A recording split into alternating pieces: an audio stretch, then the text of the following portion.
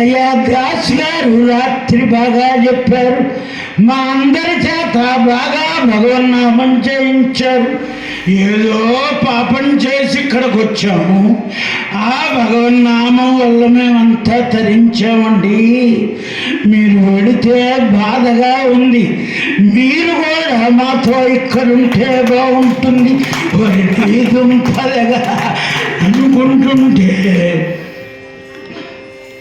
ఈ జైల్లో ఖైదీలందరినీ జనవరి 26 వదిలిపెట్టారు, బయటకు వదిలే.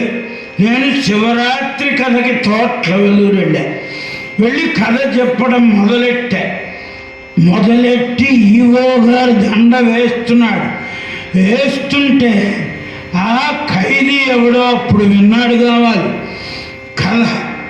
వాడిని వదిలారనుకుంటా. వాడు సరాసరి స్టేజీ దగ్గరికి వచ్చాడు. దాస్ గారు మనం జైల్లో కలుసుకున్నాం కదా అన్నాడు.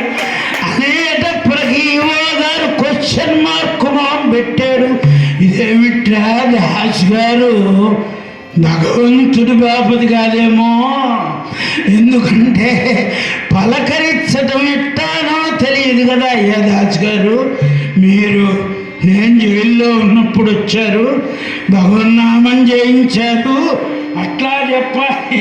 దాస్ గారు బాగున్నారా, జైల్లో కలుసుకున్నాం కదా, అట్లా పలకరించటంలోనే పైత్యమని కొంతమందికి ఎట్టా పలకరించాలో తెలియదు.